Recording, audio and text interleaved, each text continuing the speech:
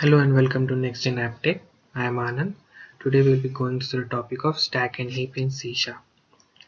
So, as we know that in our program, we need to work on the data to process the data. So for those data, we need to have some places to store those data. So those data are stored on the memories. So we have mainly three different kinds of memories. Most of us we know that only heap and stack memory is there, but actually apart from heap and stack we have also registers, a kind of memories that our program used to allocate the data inside those memories.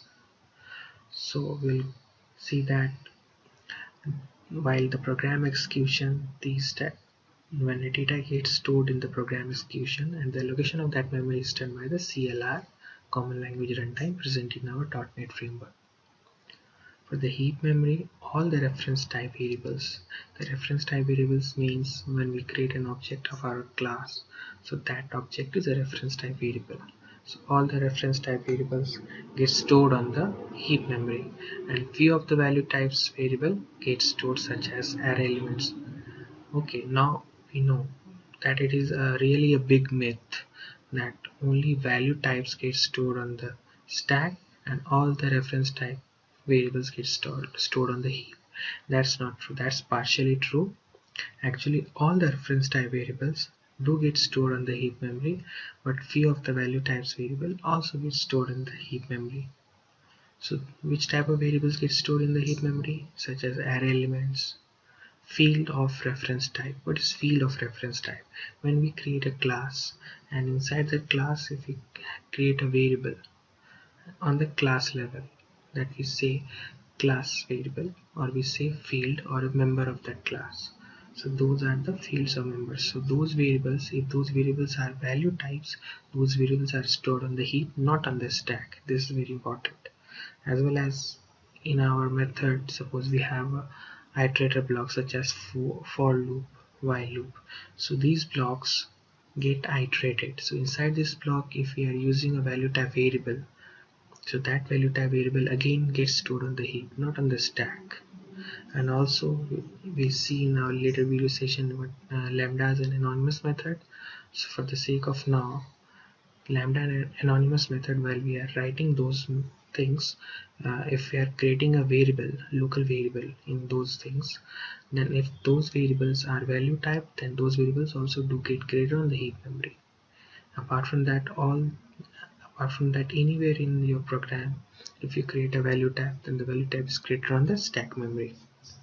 And for registers, few of the value types get stored on the register that is decided by the just-in-time compiler while compiling intermediate language to machine language or bytecode. As you know, in our .NET architecture, our C# code gets compiled by our particular C# compiler to the intermediate language, and from the intermediate language, just-in-time compiler compiles it to the bytecode or the machine code, which is understood by the respective operating systems. So now we'll see on the demo how does it happens.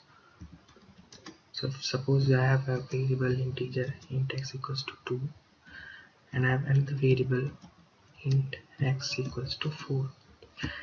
Now we know that for the integer type, the memory the memory it takes is 4 byte. So while the program executes, this program gets executed, so we need 8 bytes of memory. As these are value type variables, so these variables will be stored on the stack, not on the heap, because these variables are the local variables of a method. These are not the class variables of a class. So now we'll see that we have a stack memory and we have a heap memory. Now in the stack memory, suppose in our program we have been given 8000 byte for the stack. We don't know, for the sake of example I am saying that out of the 4 GB on a 32-bit operating system, 4 GB is allotted for us for our program to work upon it. In that, for example, we have given for the stack memory 8000 byte. So in that, the allocation starts in the stack memory from the upwards to downwards. So suppose from 1 to 8000 we have memory location in the stack. So the end is 8000. So the memory location will start from the higher memory location to the lower memory location, that is from 8000 to lower. So if this is free, then the memory location will start from here. If this is used, then the memory location will start from here. So we have a stack pointer. It is a kind of variable which is operated or which is managed by our operating system, that points to the memory location from the next memory location is free. Suppose the stack pointer is pointing at this memory location 7999, so it means that this pointer location, this memory is used, so the next memory available for use is 7998. So that's what stack pointer does. So for our int x and int y, 2 and 4 will be allocated on the stack, and it will require 4 bytes of memory each, total 8 bytes. For x, the memory allocation will start from this up to 7997, and for y, the memory allocation will start from 796543 up to here. And now if the CLR runtime encounters this closing braces, so after encountering this closure braces, the scope of this variable goes out of scope. So the CLR will again remove the variables from this stack. So again the stack pointer will start pointing here. It will say that okay, now from this you can use. So after that, if we have another method, and in that method if we are using another variable, so again the value will be stored on these 4 variables if that is of type integer type, and the variables which were already stored will be overwritten if we will use another variable in another method. So this is very important to know. The value doesn't get removed automatically. It's just that the stack pointers will start pointing here, so that the CLR will know, and CLR will start overwriting the value from here. So that's what it does. And now the important point is, if instead of 4, if I'm writing y, so in this if I'm writing x, so with this statement, the two memory will be allocated, that again 4 byte of each will be allocated on the stack. It doesn't happen like that. If I'm assigning a variable of x into y, so only for only x it will be allocated. It will be allocated for x separately as well as for y.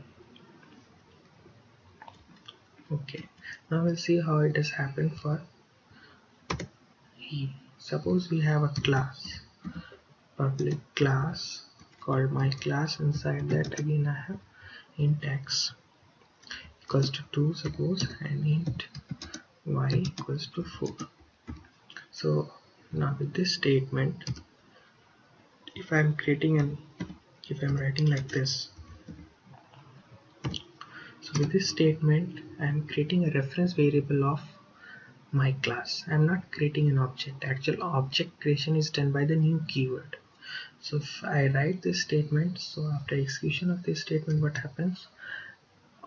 Object 1, a reference variable, will be stored on the stack, which will require 4 bytes of memory. As we know that a reference variable will always require 4 bytes of memory, because to store the address or to store the reference of an object, we only require 4 bytes.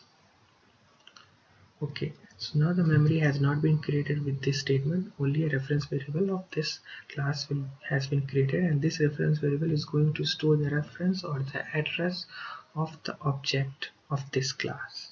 So now with this statement equals to new my class. Now with this statement, actually I'm creating an object of my class, and that object is stored on the heap, and this object will allocate, and the CLR will allocate memory on the heap. And now the important point is, as opposite to stack, we know that memory allocation does starts from upwards to downwards. So for the heap, the memory allocation starts from downwards to upwards. So from 0 to 1 to 2 to like this to 8000 it will go. So suppose we have 2 variables of type integer, so total of 8 bytes is required for this object. So from here up to 8 bytes the object will be created. So from 84 to 93 it will occupy. That's how the allocation of stack and heap is happening. And apart from that, I can give you one example. Okay, now in this example I have a class called my class, and that I have two variables, and in this I have a constructor which initializes our variable x and y. I will go up here. With this statement, what is happening, we are at a time creating an object with new keyword and also reference variable. So obj1 will be stored on the, just a second. So obj1 will stored on the stack. So it will, if this 8000 is freed, so it will take 4 bytes of memory from 8000 to 7997. And now with this statement, new my class, so an object will be created and will have a value 4 and 5. So an object will be created and the object will take the 8 for, if it is having a two integer type variable, so it will take suppose 8 bytes. So it is going to take from 84 to 91, 8 bytes. Now what is happening is here that this obj1 reference variable is actually pointing to this object. So this reference variable is storing the reference or address of this object, that where this object is stored on the heap memory. It is not containing the object itself, it is only storing the address of this object. So now if I create another reference variable of the same class, and I'm assigning the reference of the object, because in obj1 reference of object is stored. So with this statement I am assigning the reference or address of the object already created to this reference variable obj2. So what happens on the memory location, and obj2 will be stored on the stack, that will again take 4 bytes from 799 to 7993, and it will again point to the same object. With this statement we are not creating a new object. This is very important because we know that an object is created with the new keyword only. With this statement I am just assigning an address of that already created object to this reference variable obj2. So what happens if I change the value inside this object with the help of this reference variable or with the help of this reference variable? If I change the value inside this object with the help of this reference variable, and we will try to see what is inside this object, so we will see the reflection, because only one object is created. We are not creating a two separate object, we are just creating two separate reference variable. Those reference variable are storing the address of the same object. So if any change is done with any of the reference variable, it is going to reflect in this reference variable as well, and vice versa. So with this statement, if I'm going to print, okay, I will simply go ahead and run this program, and I will just explain you one by one what is the output of this. So try to understand that this is very important. So with this line, I am printing the value of I and j with the help of obj1 reference variable. So obj reference variable 4 and 5 it is going to print. Now I have, with the execution of this statement, I have assigned the address of object which is stored already in this. Now the address of the object created is stored already in obj1 reference variable. I am adding this address, or I am saying that okay, I am giving you the address, I am assigning the address into this reference variable. Now with this statement, if I will go ahead and access the I and j with second reference variable, it is going to print the same. Now with the first reference variable, I am changing the value of I and j to 100 and 200 respectively. So if I'll go ahead and write the statement and I will print out the I and j with the help of this reference variable obj1 and obj1, then it's going to give me 100 and 200. And if I will go and will use the second reference variable and I will try to print ij, then it is again going to give me 100 and 200. Why? Because these two reference variables are pointing to the same object. So if with the help of any of the reference variable I am changing the content in the object, then obviously it is going to reflect with both the reference variable obj1 and obj2. So this happens with the reference variable. This doesn't happen with the value type. As in the value type, I know if I have written like this statement int x equals to 2, and if I have created another variable int y and I've assigned this with x, so if I'll go ahead and I will change some value 44, so if I'll see the value of x and if I'll see the value of y, so the value will not be reflected in the y because it is not storing the reference of this x, it is just storing the value of x inside x.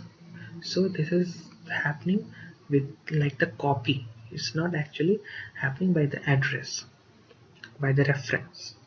So if I go ahead and print, then x will be 44 because I have again reassigned it to 44, but the y will be same, y will be the 2 because in y I have not changed, y is containing just the value of x, it's not containing the address of x. So whatever I do the change in x, it will not be reflected in y. So that's why that is what the value type is and that is what the reference type is. So I hope you are cleared with the stack and heap. This is very important topic. If you understand this topic, you will be able to understand most of the topics in C#, most of the concepts in C#. So if you find any error in this video session or if you have any questions related to it, please feel free to write in the comment section below. You can also download this presentation by clicking on the link given in the description below, or if you have any suggestion, please write that also in the comment section below the video. Thanks for watching. Have a nice day. Bye.